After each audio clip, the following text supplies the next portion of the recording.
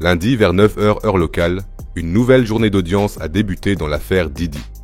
Avant que Dawn Richard, une ancienne chanteuse des groupes Danity Kane et Dirty Money de Diddy, ne soit à nouveau appelée à la barre, le juge a discuté avec le ministère public et la défense des questions autorisées et non autorisées.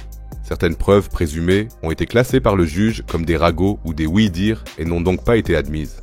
Vers 9 h 40, l'interrogatoire de Dawn Richard a commencé. Elle a été interrogée plus en détail sur l'agression qu'elle avait déjà mentionnée vendredi.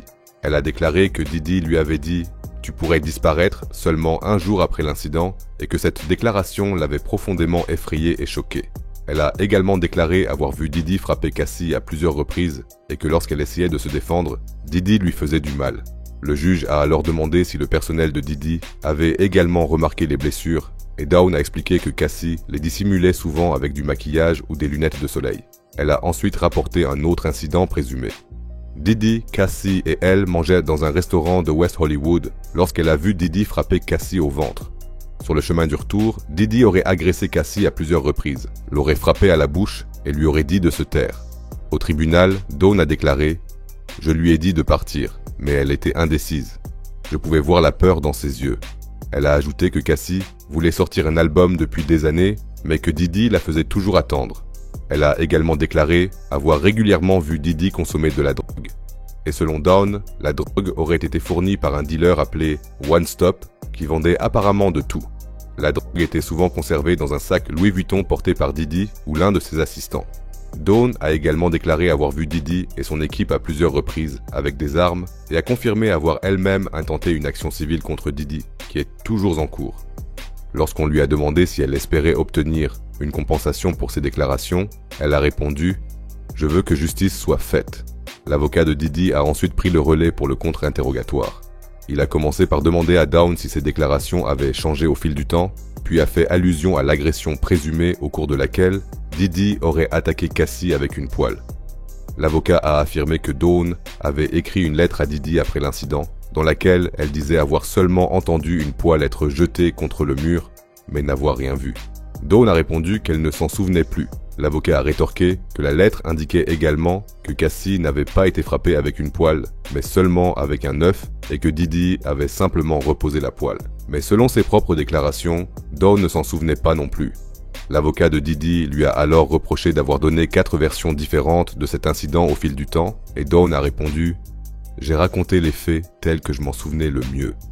À la question de savoir quand elle avait déclaré pour la première fois que Diddy lui avait affirmé qu'il pouvait faire disparaître des personnes, elle a répondu à nouveau qu'elle ne s'en souvenait plus. La conversation est ensuite revenue sur l'incident au restaurant et l'avocat de Diddy a voulu savoir si des célébrités étaient présentes à ce moment-là. Elle a répondu par l'affirmative et a cité les noms d'Usher, Big Daddy Kane, Ne-Yo et Jimmy Iovine. L'avocat lui a alors demandé pourquoi elle n'avait jamais mentionné ces noms dans ses déclarations précédentes et elle a répondu « Je ne sais pas ». L'avocat a ensuite abordé le sujet des armes et a demandé pourquoi Dawn n'avait jamais mentionné lors des interrogatoires précédents qu'elle avait vu Diddy avec une arme. Dawn a répondu brièvement et directement « parce qu'on ne m'a pas posé la question ». Lorsqu'on lui a demandé si elle avait déjà vu Diddy sortir une arme et s'en servir, elle a répondu « non ». La carrière de Dawn a ensuite été brièvement résumée. De 2005 à 2009, elle a fait partie du groupe de filles de Diddy, Danity Kane. Elle a ensuite été membre pendant 3 ans de Dirty Money, un trio composé de Diddy et d'une autre chanteuse. L'avocat a voulu savoir comment elle en était venue à retravailler avec Diddy après la séparation de Danity Kane, et elle a expliqué que c'était elle qui avait contacté Diddy. L'avocat a alors demandé, incrédule, « Vous aviez peur de lui, mais vous avez demandé à retravailler avec lui ?» Dawn a confirmé d'un « oui » discret. On lui a ensuite demandé si, malgré tout, elle avait demandé à Diddy de la signer en tant qu'artiste solo en 2011, 2020 et 2021. On lui a ensuite demandé si, malgré tout, elle avait demandé à Diddy de la signer en tant qu'artiste solo en 2011, 2020 et 2021. Elle a également répondu par l'affirmative. À la question de savoir si elle pensait malgré tout que Diddy avait détruit sa carrière à 2 reprises, elle a répondu par un « oui » clair. J'ai intenté une action civile pour obtenir une compensation pour le travail que j'ai accompli, a-t-elle ajouté.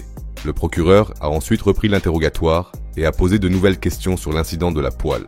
Il voulait savoir si Dawn avait désormais des doutes sur le fait que Didi ait frappé Cassie à l'époque, et Dawn a répondu « Non, je n'ai aucun doute ». Elle avait entendu le bruit du verre brisé et vu Didi tirer Cassie par les cheveux dans les escaliers. Elle était également certaine que Didi l'avait menacée le lendemain de se taire. Interrogée sur un autre incident au cours duquel Didi aurait tiré Cassie hors de sa voiture, elle a déclaré avoir vu la tête de Cassie heurter la vitre de la voiture. L'interrogatoire du ministère public était terminé et la défense de Didi a posé une dernière question. Elle a abordé la période de 2009 à 2012, une phase durant laquelle Dawn et Didi ont fait entre 50 et 70 apparitions communes, émissions de radio et voyages, notamment pour promouvoir les projets de leur groupe Dirty Money. L'avocat n'a posé qu'une seule question à ce sujet. Vous avez quand même passé autant de temps avec lui alors qu'il aurait proféré des menaces de mort? Dawn a répondu par un « oui », à peine audible. Elle a ensuite été libérée de la barre des témoins et vers midi, le témoin suivant a été appelé, Carrie Morgan, une amie proche de Cassie à l'époque. Au début de l'interrogatoire, elle a raconté comment elle avait rencontré Cassie lors d'un shooting photo. Elle avait 15 ans et Cassie 16. Elle a déclaré que Cassie avait commencé à fréquenter Didi en 2007, après que leur chanson « Me and You » soit devenue célèbre. À partir de ce moment-là, elle a souvent accompagné le couple lorsqu'ils se voyaient et a déclaré avoir très bien connu Didi. Elle a déclaré qu'il était très gentil et généreux au début. Et lorsqu'on lui a demandé si cela avait changé, elle a répondu « Il avait de fortes sautes d'humeur et pouvait être très agressif. Il se mettait souvent en colère contre Cassie. Parfois, il m'appelait même 50 fois de suite, simplement parce qu'il n'arrivait pas à joindre Cassie. » Elle a ajouté que Didi parlait souvent à Cassie de manière condescendante, ce qui lui avait fait perdre confiance en elle au fil du temps. Cassie était aussi frustrée de ne pas pouvoir sortir d'album après toutes ces années. Carrie Morgan a aussi dit avoir vu de ses propres yeux Didi agresser physiquement Cassie à 2 reprises, alors qu'il était complètement sobre. La première fois, ils étaient dans une maison louée à Hollywood, et Didi aurait frappé et donné des coups de pied à Cassie pendant qu'un des gardes du corps de Didi regardait sans rien faire. Carrie aurait alors écrit au garde du corps pour lui dire d'intervenir, mais il n'aurait rien fait. Elle et Cassie se seraient alors réfugiées chez un voisin et se seraient tachées face contre terre dans un escalier pendant environ 20 à 30 minutes, pendant que Didi parcourait le quartier en voiture à leur recherche. Cassie serait néanmoins retournée dans la maison plus tard. Le deuxième incident aurait eu lieu pendant des vacances en Jamaïque. Selon Didi, Cassie aurait passé trop de temps aux toilettes, ce qui l'aurait poussé à l'agresser, comme on peut le voir dans la célèbre vidéo qui a fuité. Carrie aurait tenté d'intervenir et Cassie se serait enfuie. D'après son témoignage, Cassie aurait eu une grosse bosse à la tête après cet incident, mais n'aurait pas voulu aller voir la police.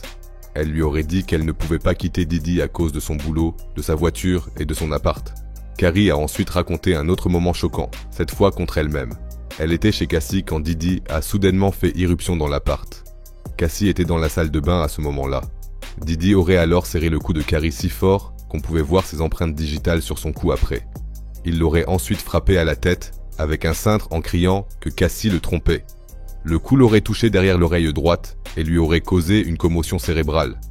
Après cet incident, Carrie voulait porter plainte contre Didi, mais il lui aurait versé 30 000 $ pour qu'elle se taise. Son amitié avec Cassie aurait pris fin cette nuit-là, car Cassie lui aurait dit qu'elle exagérait et qu'elle voulait juste en profiter. Elle a ajouté qu'en échange des 30 000 $, elle avait signé un accord de confidentialité. Depuis, elle n'a plus jamais revu Cassie ni Didi. Après cette déclaration, l'audience a été suspendue pendant une demi-heure. Puis, l'avocat de Didi a commencé son interrogatoire. Il lui a demandé à nouveau comment Carrie et Cassie s'étaient rencontrés, puis a brièvement parlé de Kim Porter, la mère des enfants de Didi.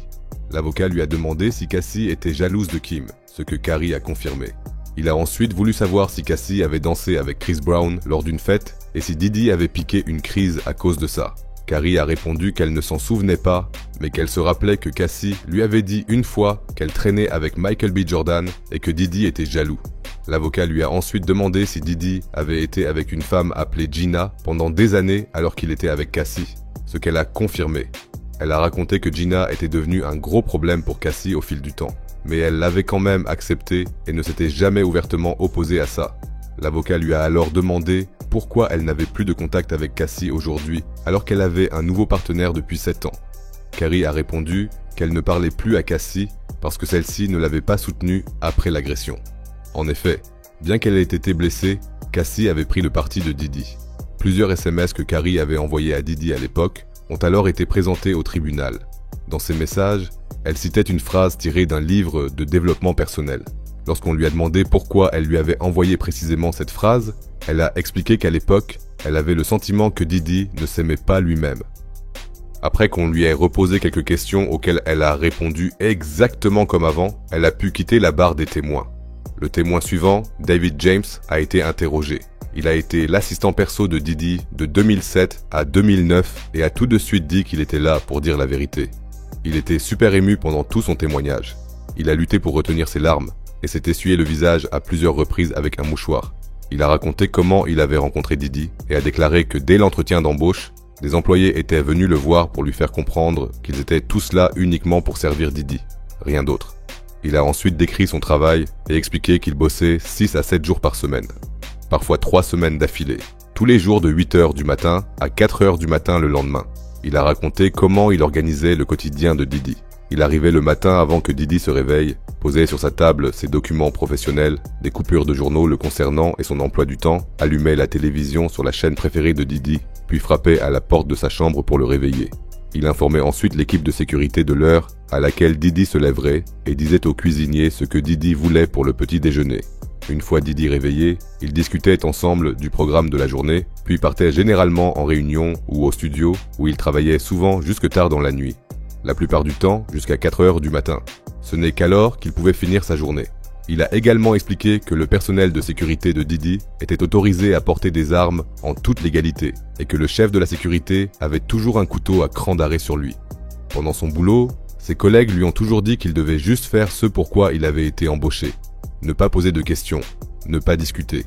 Il a ensuite cité 4 femmes avec qui il était sûr qu'il avait eu une relation pendant son temps avec Didi. Il s'agit de Kim Porter, 2 femmes nommées Sarah et Cara et Cassie. Il n'aurait cependant parlé en personne que 2 fois avec Cassie. Lors d'une conversation, il lui a demandé directement pourquoi elle ne quittait pas Didi.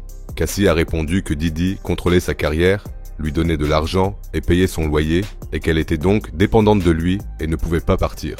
À ce moment-là, David James a de nouveau fondu en larmes et a décrit, visiblement bouleversé, une situation dans laquelle un ami de Didi avait demandé à ce dernier comment allait Cassie. Et Didi aurait juste répondu « Elle va bien, c'est ma reine, on peut facilement la modeler ». Vers 16 h 20, le juge a clos l'audience pour la journée. Et le lendemain, ça devrait continuer avec d'autres témoins et l'interrogatoire de l'ex-assistant de Didi. Je vais bien sûr continuer à suivre l'affaire pour vous. Pour finir, je voudrais juste dire une petite chose. Certains d'entre vous ont écrit sous ma dernière vidéo que je n'avais pas suffisamment mis en évidence les contradictions dans les déclarations de Cassie, et que ces contradictions ne faisaient que montrer à quel point elle était dépendante de Didi à l'époque. Et oui, je suis tout à fait d'accord. Mais j'essaye délibérément de ne pas donner mon avis ou de porter un jugement dans mes reportages. Je veux retranscrire les faits, tels que le jury les entend et les perçoit. Car ce n'est qu'en comprenant comment le jury perçoit le procès que nous pourrons vraiment comprendre comment le verdict a été rendu. Si l'un d'entre vous vit une situation similaire à celle de Cassie ou connaît quelqu'un qui a besoin d'aide, vous trouverez dans la description de la vidéo un numéro de téléphone où vous pouvez obtenir de l'aide 24 heures sur 24. Car ce dont Didi est accusé ne se passe malheureusement pas seulement dans le monde des célébrités. Cela existe aussi dans le monde réel, juste à côté de chez nous. Alors rendez-moi service et prenez soin les uns des autres. Si vous voulez être toujours au courant des dernières infos, n'hésitez pas à vous abonner. Activez aussi la cloche pour être informé dès qu'une nouvelle vidéo est en ligne. Prenez soin de vous et à bientôt pour la prochaine vidéo.